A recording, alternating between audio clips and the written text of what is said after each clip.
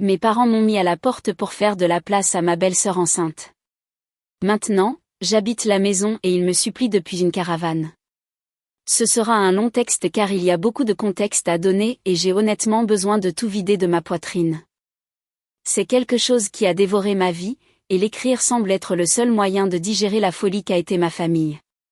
Pour vous donner une idée claire, tout ce bazar a commencé quelques semaines après mon 18e anniversaire. J'ai grandi dans une maison où je me suis toujours senti comme un locataire indésirable, un intrus qui prenait simplement de la place et consommait des ressources. Ma mère a épousé mon beau-père Jacob quand j'étais très jeune.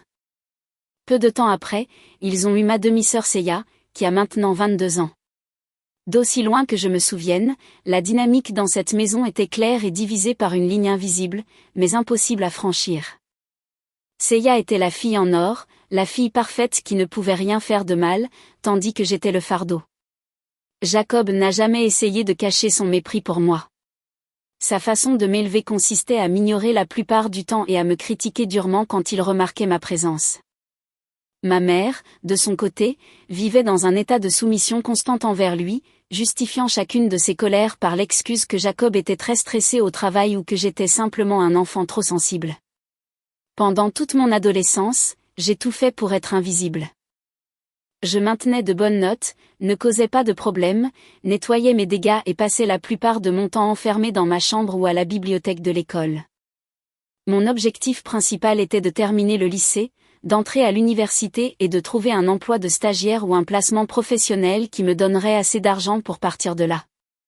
En fait, l'année dernière, j'étais en première année d'université en développement logiciel. J'étais sous une pression immense. J'avais mes examens finaux de programmation qui approchaient et je passais des nuits blanches à structurer mon CV pour postuler à un stage professionnel qui me permettrait d'avoir un revenu décent. C'est un mardi soir que tout s'est effondré. J'étais devant mon ordinateur, essayant de déboguer du code pour mon projet final quand j'ai entendu frapper à ma porte. Ils n'ont même pas attendu ma réponse. Ma mère et Jacob sont entrés. Jacob a croisé les bras, appuyé contre le cadre de la porte avec ce regard supérieur qu'il utilisait toujours sur moi, tandis que ma mère était assise sur le bord de mon lit, se frottant nerveusement les mains. Ma mère a pris la parole et m'a soudainement annoncé la nouvelle. Elle m'a dit que Seiya était enceinte. La nouvelle m'a surpris car Seiya pouvait à peine subvenir à ses besoins et à ceux de son petit ami, un gars qui changeait de travail tous les 2 mois. Avant que je puisse articuler une félicitation ou demander ce que cela signifiait pour nous, ma mère a continué. Elle a expliqué que Seiya et son petit ami traversaient une période difficile financièrement, qu'un bébé était une énorme dépense, et qu'ils avaient décidé qu'il était préférable pour le couple de retourner vivre à la maison pour économiser de l'argent et obtenir de l'aide avec le nouveau-né. J'ai hoché la tête, pensant que Seiya resterait dans la chambre d'amis ou qu'ils aménageraient le bureau. Mais Jacob est alors intervenu. D'une voix froide et sans émotion, il m'a dit que j'étais maintenant un homme, que je venais d'avoir 18 ans, et qu'il était temps pour moi de prendre mes responsabilités dans le monde réel. Ils m'ont dit qu'ils avaient besoin de ma chambre pour Seiya et le bébé, et que j'avais jusqu'à la fin de la semaine pour faire mes bagages et trouver un endroit où vivre. La panique m'a instantanément submergée. J'ai essayé de les raisonner. Je les ai suppliés de me donner au moins quelques semaines jusqu'à la fin de mes examens finaux. Je leur ai expliqué que mon seul revenu était un emploi à temps partiel qui couvrait à peine mes frais de déplacement et mes repas, et que je n'avais pas assez d'économies pour payer une caution de location. Ma mère a détourné le regard et a marmonné quelque chose sur le fait que la famille devait se soutenir mutuellement dans les moments difficiles et que Seiya avait besoin de moi. Je lui ai demandé directement si je ne faisais pas partie de la famille aussi. Jacob s'est avancé, envahissant mon espace personnel, et m'a dit qu'il n'allait pas me permettre de manquer de respect à ma mère sous son propre toit, et que si c'était mon attitude, alors je n'avais pas jusqu'à la fin de la semaine, mais 24 heures pour partir. J'ai passé cette nuit à entasser toute ma vie dans des sacs poubelles et quelques vieilles valises en pleurant d'impuissance. Le lendemain, un ami de l'université m'a aidé à sortir mes affaires et m'a offert le canapé de son appartement. J'ai passé mes examens finaux à dormir sur un canapé, à manger des nouilles instantanées et à me sentir plus seule et trahie que jamais. J'ai survécu à cette semaine grâce à l'adrénaline pure et à la colère, mais la vie a d'étranges façons d'équilibrer la balance. Et le rebondissement de cette histoire a commencé 3 semaines après que j'ai été virée. J'ai reçu un message direct sur l'un de mes comptes de médias sociaux d'un compte que je ne connaissais pas. Le message disait « Bonjour, je suis votre grand-père maternel. Nous essayons de vous trouver depuis des années. S'il vous plaît, si vous lisez ceci, contactez-nous. » Au début, j'ai cru que c'était une arnaque ou une mauvaise blague, mais le profil contenait de vieilles photos où ma mère apparaissait jeune à côté de 2 personnes âgées. Je n'avais jamais rencontré mes grands-parents. Ma mère m'avait toujours dit qu'ils avaient rompu les liens avec elle parce qu'ils n'approuvaient pas son style de vie, et j'avais simplement supposé qu'ils étaient des gens élitistes ou cruels. J'ai décidé de répondre et nous avons convenu de nous rencontrer dans un café près de mon campus universitaire. J'y suis allée avec beaucoup de prudence, mais au moment où je me suis assis à la table avec eux, la dame a commencé à pleurer silencieusement tandis que le monsieur me regardait avec un mélange de soulagement et de tristesse.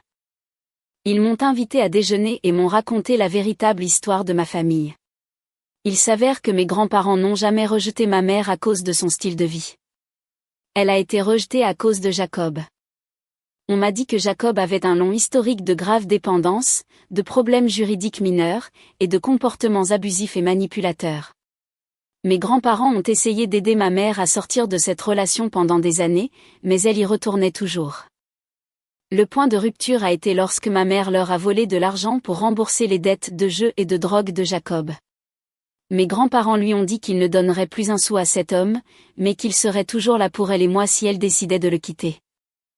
Ma mère a coupé tout contact par représailles et a emporté toutes mes photographies, mais la véritable révélation, la bombe qui a détruit toute la réalité que je connaissais, est venue plus tard.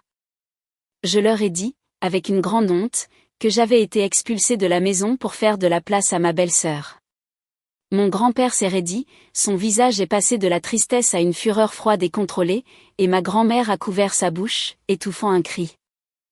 Mon grand-père a sorti un dossier de sa mallette, l'a ouvert sur la table et m'a montré un document juridique. C'était un acte de propriété. Il a expliqué qu'il y a 15 ans, quand j'étais un petit enfant et avant que l'addiction de Jacob ne devienne si grave, mes grands-parents avaient acheté cette maison. Ils l'ont donnée à ma mère pour que j'aie un toit sur au-dessus de ma tête et que je ne grandisse pas en déménageant d'un appartement bon marché à un autre chaque fois que Jacob perdait un emploi. Cependant, mes grands-parents étaient assez intelligents pour ne jamais mettre la maison au nom de ma mère. Ils savaient que Jacob la convaincrait de la vendre ou de l'hypothéquer pour obtenir de l'argent rapidement. Mes grands-parents étaient et sont toujours les propriétaires légaux et absolus de la maison où ma mère, Jacob et Seya vivent actuellement gratuitement. Mon grand-père m'a regardé dans les yeux avec une détermination qui m'a fait me sentir protégée pour la première fois de ma vie et a dit, « Le seul accord que nous avions avec ta mère était que cette maison serait un foyer sûr pour toi. Si tu n'as plus ta place dans cette maison, alors ils n'ont plus. » Édition. J'ai lu vos réponses et je vois que beaucoup d'entre vous ont une question très logique. Pourquoi mes grands-parents ne sont-ils pas intervenus plus tôt, même s'ils connaissaient Jacob et que la maison était la leur? La réponse est que ma mère m'utilisait comme otage émotionnel. Il savait parfaitement où nous vivions parce qu'il payait les impôts de cette maison. Mais chaque fois que mes grands-parents essayaient de s'approcher, appelaient au téléphone ou menaçaient de venir voir comment elle allait, ma mère devenait folle. Elle leur criait au téléphone que s'ils mettaient le pied sur la propriété, elle s'enfuirait avec moi dans un autre état et ferait en sorte qu'ils ne me revoient plus jamais. Mes grands-parents étaient vraiment terrifiés à l'idée de la pousser à bout et que je finisse à la rue ou dans des motels sordides avec un toxicomane. Ils préféraient garder leur distance, cédant au chantage, pour s'assurer qu'au moins j'avais un toit sur au-dessus de ma tête. Ils ont décidé de ravaler leur fierté et d'attendre patiemment que j'aie 18 ans. Ils savaient que la seconde où je deviendrais adulte aux yeux de la loi, ma mère perdrait tout son pouvoir et ne pourrait plus légalement menacer de me leur enlever. Deuxièmement, concernant l'histoire de Jacob. Oui, il a toujours été un parasite. Autant que je sache, il travaille actuellement des emplois temporaires dans la construction ou dans des entrepôts, mais cela ne dure jamais longtemps. Ma mère est celle qui maintient la maison à flot avec son travail de caissière et un peu d'argent que Jacob parvient à rapporter quand il ne le dépense pas pour ses passe-temps. Édition 2. J'ai remarqué que plusieurs d'entre vous m'ont demandé comment il était possible que, vivant sous le même toit, je n'ai jamais remarqué que Jacob avait des problèmes de dépendance. La vérité est que ce n'était jamais évident pour moi. J'ai grandi en le voyant traverser de mauvaises périodes où son caractère était absolument insupportable. Il était beaucoup plus irritable, erratique, ou explosait pour la moindre bêtise. Comme je passais la plupart de mon temps enfermé dans ma chambre à essayer d'être invisible, j'ai simplement supposé que c'était un homme aigre avec un horrible caractère et que ma présence le dérangeait. Ma mère était aussi une experte pour couvrir cela. Chaque fois que les choses devenaient tendues, elle le justifiait en disant qu'il était très stressé par le travail ou qu'il avait de graves migraines. Je ne l'ai jamais vu consommer quoi que ce soit directement et je n'ai jamais trouvé de substance dans la maison. Honnêtement, jusqu'au jour où mes grands-parents m'ont dit la vérité, je ne l'ai jamais reconnu comme un toxicomane. Je ne sais pas exactement ce qu'il utilisait quand il a commencé ou s'il n'a rien utilisé récemment. Pour moi, il était simplement le tyran de la maison. Mise à jour 1. Cela fait un peu plus d'un mois depuis mon message original et les choses ont dégénéré beaucoup plus vite que je ne l'imaginais. Comme je vous l'ai dit, mes grands-parents ont décidé de prendre les choses en main le jour même où nous nous sommes rencontrés au café. Ce sont des hommes d'affaires, retraités, mais avec des ressources, et ils n'ont pas perdu de temps. Ils ont engagé un avocat spécialisé dans l'immobilier pour engager une procédure d'expulsion formelle contre ma mère et Jacob. Hier après-midi, j'étais dans ma nouvelle chambre. Mes grands-parents m'ont aidé à louer un petit studio près de l'université pendant que je termine le semestre et je n'ai pas de mots pour les remercier. C'est là que mon téléphone a commencé à exploser. C'étaient des messages textes et des appels manqués de ma mère, et même quelques numéros inconnus que je suppose être de Jacob. Je n'ai répondu à aucun appel, j'ai seulement ouvert les messages de ma mère. Le ton de son écriture était une véritable montagne russe. Le premier était exigeant, demandant pourquoi ses parents lui avaient envoyé un avis d'expulsion de 30 jours et m'ordonnant de leur dire d'arrêter cette mauvaise blague. Le deuxième message, envoyé une demi-heure plus tard, était du pur chantage émotionnel. Elle m'a dit que Seiya était très stressée par la grossesse, que le médecin lui avait dit que toute altération pouvait affecter le bébé et que s'il perdait la maison, il finirait à la rue. Elle m'a supplié de parler à mes grands-parents, en faisant appel au fait que j'avais toujours été un garçon gentil et compatissant et que je ne pouvais pas permettre à ma propre famille de devenir sans abri. Lire ces messages a été une expérience surréaliste. D'une part, je sentais cette vieille culpabilité automatique, cette voix dans ma tête entraînée par des années de manipulation qui me disait que j'étais responsable de la paix familiale. Mais d'autre part, je ressentais une immense colère. Je me suis souvenu de l'indifférence froide avec laquelle il m'avait mis à la porte. Je me suis souvenu de Jacob me disant que j'avais 24 heures pour partir avec mes sacs poubelles. Je me suis souvenu que personne ne se souciait de mon bien-être psychologique, de mes études, ou de savoir si je finirais par dormir sous un pont. J'ai transmis les messages à mon grand-père. Il m'a rappelé 5 minutes plus tard. Il m'a dit très calmement qu'il était fier de moi de ne pas avoir cédé. Il m'a rappelé que je n'avais aucune obligation envers des gens qui me traitaient comme des ordures et m'a assuré que la procédure légale était sûre. Il a expliqué que l'avocat avait déjà anticipé qu'ils essaieraient d'utiliser la grossesse de Seiya pour retarder l'expulsion pour des raisons humanitaires, mais comme mes grands-parents sont les seuls propriétaires, il n'y a jamais eu de contrat de location formel pour les protéger. Et l'avocat a présenté des preuves photographiques des graves dommages que Jacob avait causés à la propriété. Le juge n'a montré aucune pitié et a approuvé l'avis d'expulsion sans délai. C'est étrange d'écrire cela. Pour la première fois de ma vie, je me sens validée. J'ai l'impression d'avoir un bouclier de gens qui se soucient vraiment de moi. Je ne vais pas répondre au message de ma mère. Mon grand-père m'a conseillé de maintenir un contact zéro et de laisser la loi faire son travail. La date limite pour qu'il libère la propriété est la fin de ce mois. Je vous tiendrai informé de ce qui se passera lorsque la date limite arrivera.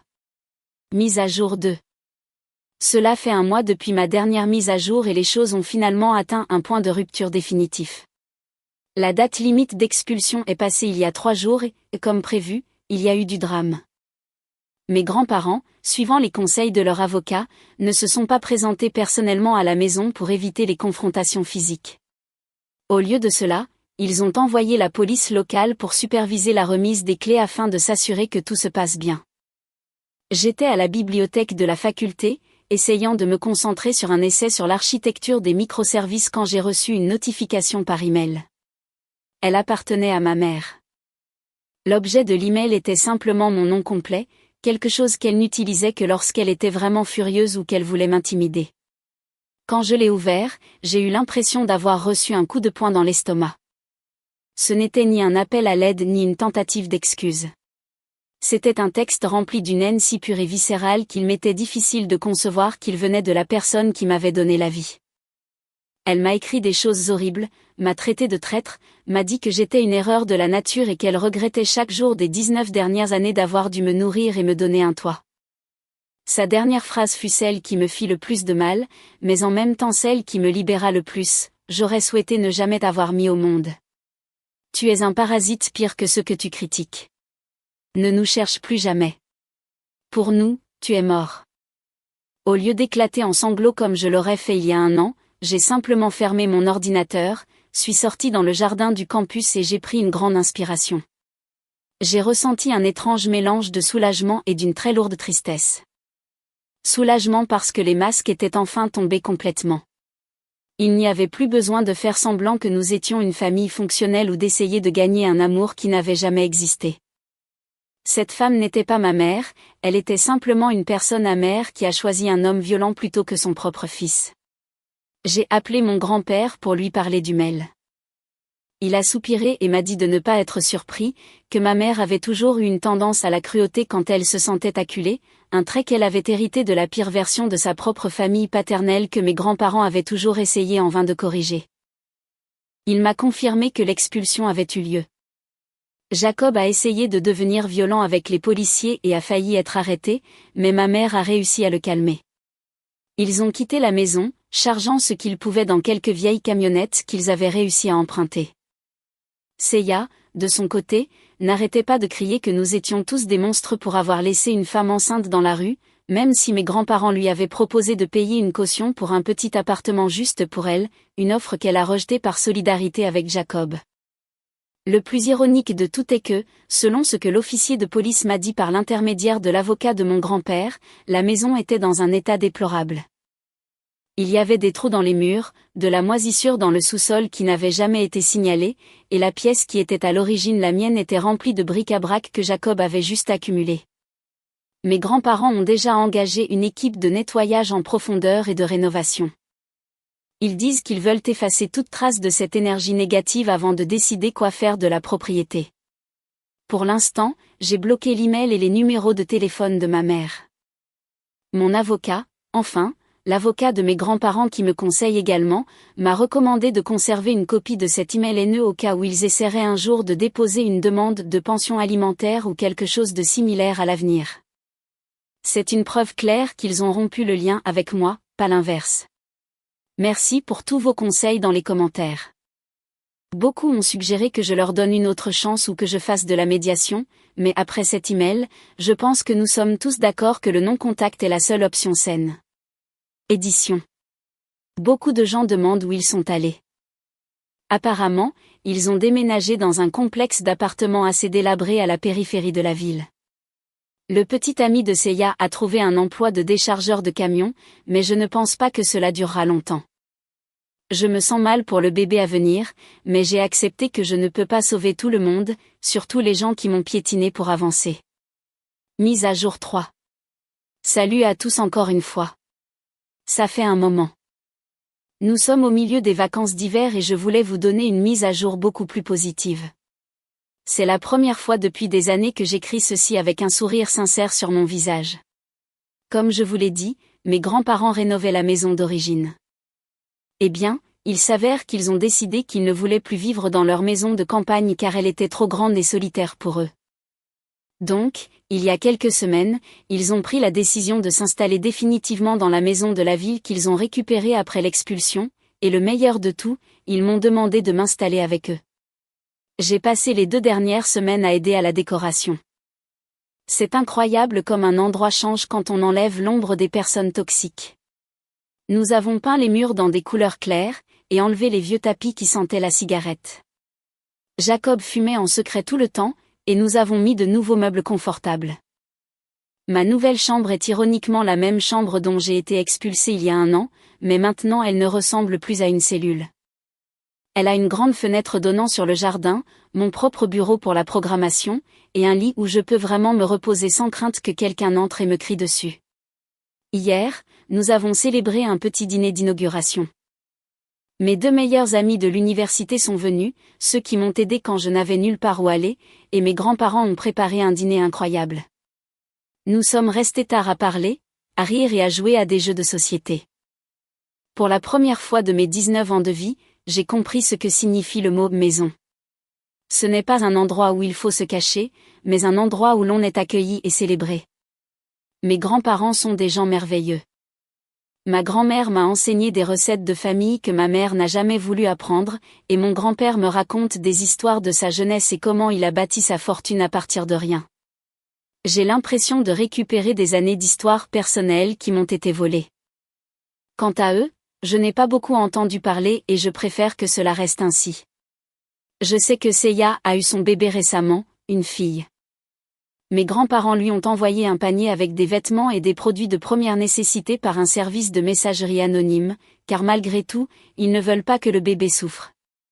Mais ils n'ont inclus aucune note ni adresse de retour.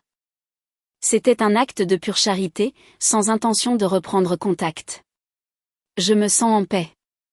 Ma santé mentale s'est considérablement améliorée, mes notes ont augmenté, et j'ai enfin obtenu ce stage dans une entreprise de développement logiciel que je voulais tant. La vie me semble à nouveau brillante. Édition. Qu'est-il arrivé à la maison de campagne de mes grands-parents? Plusieurs personnes l'ont demandé. Mes grands-parents ont décidé de la vendre. Avec cet argent, ils ont créé un fonds d'épargne pour mon éducation et pour leur propre retraite. Ce sont des gens très pragmatiques et ils ont dit que cette étape de leur vie était déjà close. Ils ne veulent pas regarder en arrière, et moi non plus. Mise à jour 4. 4 mois se sont écoulés depuis le dîner d'inauguration et j'ai pensé que c'était le bon moment pour revenir et vous raconter comment les choses ont progressé, d'autant plus que la situation a pris une tournure plutôt sombre pour les personnes qui m'ont mis à la rue. Ma vie au cours de ces derniers mois a été incroyablement routinière, mais de la meilleure façon possible. Mais, bien sûr, le drame trouve toujours un moyen de s'immiscer. Il y a environ 2 semaines, j'ai reçu un message texte d'un numéro inconnu. J'étais sur le point de l'ignorer, mais le texte commençait par un surnom que seule ma famille utilisait. C'était Seiya. Je ne l'avais pas bloqué de mon nouveau numéro car honnêtement, je ne pensais pas qu'elle oserait me contacter après tout ce qui s'était passé et la façon dont elle s'était rangée du côté de ma mère et de Jacob. Le message était une litanie de plaintes et de lamentations interminables, mais au milieu de tout ce bruit, j'ai réussi à en extraire les informations réelles. Seiya m'écrivait non pas pour s'excuser, mais parce qu'elle voulait savoir si j'avais de l'argent à lui prêter ou si je pouvais intercéder auprès de mes grands-parents pour l'aider. J'ai refusé immédiatement, mais je l'ai laissé continuer à parler parce que j'avais besoin de savoir quel niveau de désespoir ils avaient atteint pour me chercher. Il s'avère que la réalité les a frappés de plein fouet. Seiya m'a dit qu'elle avait réussi à récupérer son ancien appartement, le même qu'elle avait quitté parce qu'elle ne pouvait pas se le permettre. Apparemment, son petit ami avait trouvé un emploi un peu plus stable dans une usine et ils avaient réussi à se qualifier pour l'aide gouvernementale pour le bébé. Donc, au moins la fille a un toit concret au-dessus de sa tête. Cependant, elle a précisé qu'ils avaient déménagé seuls et avaient refusé d'emmener ma mère et Jacob avec eux. La loyauté familiale qu'ils proclamaient si souvent a disparu dès que l'argent s'est complètement épuisé. La situation de ma mère et de Jacob est un désastre absolu. Jacob a été licencié de son emploi d'entrepôt il y a 1 mois parce que, selon Seiya, il avait eu une altercation physique avec un superviseur. Compte tenu de ses antécédents, personne d'autre dans la région ne voulait l'embaucher. Ma mère a essayé de les maintenir à flot avec son salaire de caissière, mais ce n'était pas suffisant pour payer le loyer du petit appartement où ils avaient déménagé après l'expulsion. Ils ont fini par être expulsés pour la 2e fois en moins de 6 mois. Actuellement, et je peux le confirmer car un ancien voisin me l'a corroboré sur les réseaux sociaux des semaines plus tard, ma mère et Jacob vivent dans une caravane extrêmement précaire. C'est une vieille remorque des années 80 qu'ils ont garée dans un parc à caravanes à la périphérie de la ville, un endroit connu pour avoir de graves problèmes d'assainissement et de sécurité. Seiya m'a dit que le toit de la caravane avait des fuites, qu'ils avaient à peine assez d'électricité pour faire fonctionner un petit réfrigérateur, et qu'ils passaient leur journée dans un état de stress et de dispute constant. J'ai lu tout cela en ressentant un étrange frisson dans ma poitrine. Je ne ressentais aucune joie à son malheur. Il n'y avait pas de rire maléfique de vengeance dans ma tête. Je ressentais juste une énorme apathie. J'ai réalisé qu'ils avaient construit leur propre cage. Ils avaient toutes les opportunités du monde. Ils ont vécu pendant 15 ans sans loyer dans une belle maison et ont tout gâché à cause des mauvaises décisions de Jacob et de l'aveuglement volontaire de ma mère. J'ai répondu à Seiya par un seul message lui disant que j'étais contente que son bébé soit en sécurité, mais que mon compte bancaire et ma vie leur étaient fermés. Puis j'ai bloqué le numéro. Certaines personnes dans les commentaires ont mentionné que j'étais dure avec Seiya.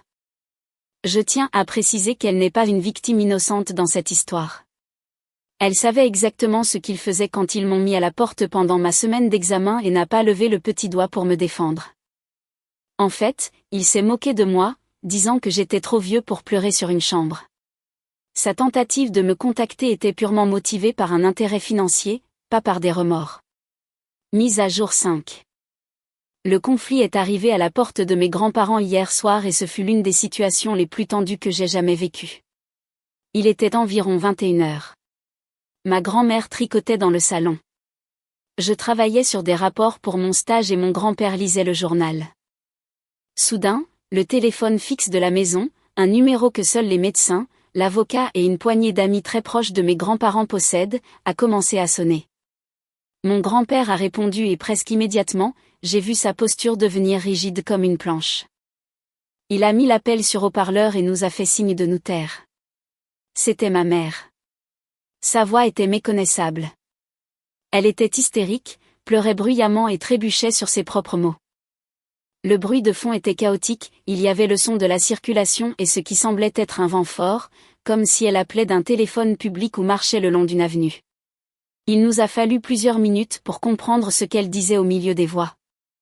Elle a affirmé que Jacob avait rechuté dans sa consommation de drogue de la pire des manières. Selon elle, la pression de vivre dans la caravane, le manque de travail et le fait d'être rejeté par Seiya l'avaient fait craquer. Ma mère a raconté qu'il avait dépensé le peu d'argent qu'ils avaient pour la nourriture en drogue, qu'il n'avait pas dormi depuis 3 jours et qu'il avait commencé à avoir des épisodes de paranoïa extrême. La goutte d'eau est arrivée cet après-midi même, quand Jacob a commencé à détruire l'intérieur de la caravane à la recherche d'argent imaginaire et l'a acculé contre la porte, la menaçant. Ma mère a supplié, imploré d'un ton déchirant qu'on la laisse revenir. Elle a dit qu'elle craignait pour sa vie, qu'elle admettait s'être trompée, que Jacob était un monstre et qu'elle voulait juste retourner dans son ancienne chambre dans notre maison. Qu'elle promettait de ne pas me déranger et qu'elle ferait toutes les tâches ménagères si seulement nous lui ouvrions la porte ce soir-là. Entendre la personne que j'appelais autrefois ma mère sombrer à ce niveau de terreur et de désespoir est quelque chose que je ne souhaiterais à personne. Pendant une microseconde, cette ancienne programmation mentale s'est activée et j'ai voulu dire à mon grand-père de lui envoyer un Uber, de la faire sortir de là, mais j'ai regardé autour de la pièce. J'ai regardé la paix que nous avions construite. Je me suis souvenu de l'email haineux qu'il m'avait envoyé, souhaitant que je ne sois jamais né. Et je me suis souvenu de Jacob me regardant avec mépris alors qu'il me donnait 24 heures pour partir dans la rue. Mon grand-père n'a pas hésité. D'une voix qui était un mélange de compassion distante et de fermeté inébranlable, il lui a répondu. Il lui a dit qu'il était vraiment désolé qu'elle soit en danger physique, mais qu'en aucun cas il ne lui permettrait de mettre le pied dans notre maison. Il lui a rappelé que cette maison était maintenant mon sanctuaire, le foyer du fils qu'elle avait abandonné sans cœur, et qu'il n'allait pas risquer ma sécurité ou ma tranquillité d'esprit en apportant le chaos de sa vie à notre porte. Ma mère a commencé à crier qu'ils avaient vendu l'autre propriété, qu'ils avaient plus qu'assez d'argent pour au moins payer un hôtel ou louer quelque chose pour lui, qu'ils ne pouvaient pas laisser leur propre chair et leur propre sang dans la rue à Mercedo. La réponse de ma grand-mère a finalement mis fin à la conversation. Elle a pris le téléphone et a dit, « Nous vous avons aidé pendant 20 ans. Nous vous avons donné un foyer pour protéger votre fils, et vous avez choisi votre agresseur plutôt que lui. Nous vous avons dit que si vous vouliez le quitter un jour, nous serions là. Mais vous avez brûlé ce pont lorsque vous avez volé l'avenir de notre petit-fils. Appelez la police. Appelez une ligne d'écoute téléphonique pour la violence domestique. Trouvez un refuge pour femmes. Il y a des ressources pour vous. Mais nous n'en faisons plus partie. Ce chapitre est clos pour toujours. Et mon grand-père a raccroché. Personne n'a rien dit pendant longtemps. Je suis resté assis là, essayant de digérer l'énormité de ce qui venait de se passer. Mes grands-parents avaient tracé la dernière ligne rouge, privilégiant mon bien-être à celui de leur propre fille, comprenant qu'elle avait franchi un point de non-retour.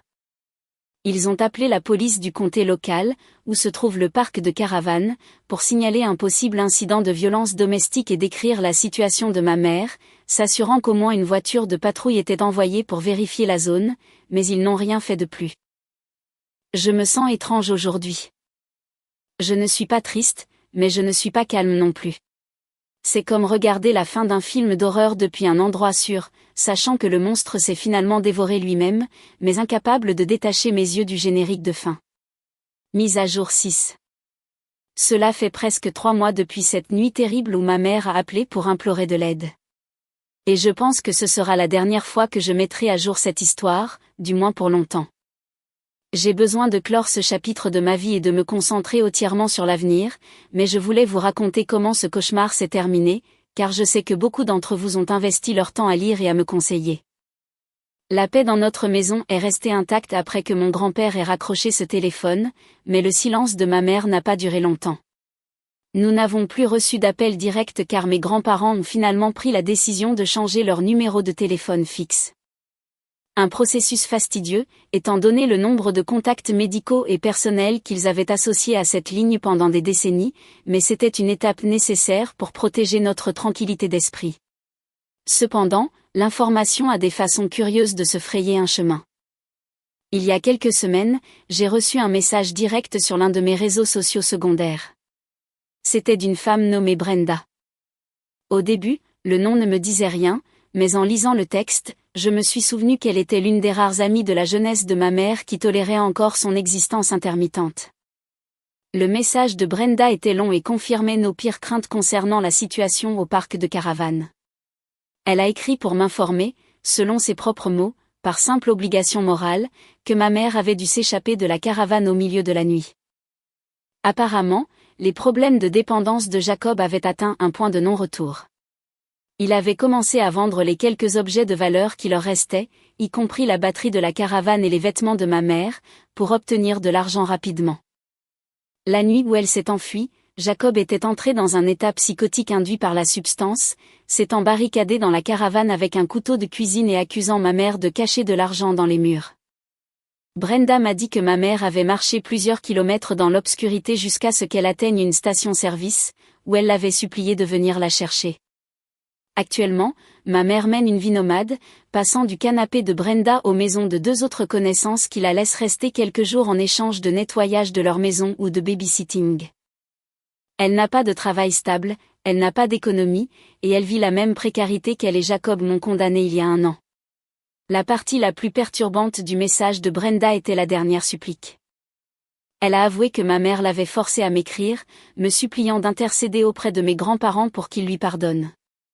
Elle m'a envoyé des photos de ma mère, l'air émacié, ayant vieilli de 10 ans en quelques mois seulement, avec un regard vide.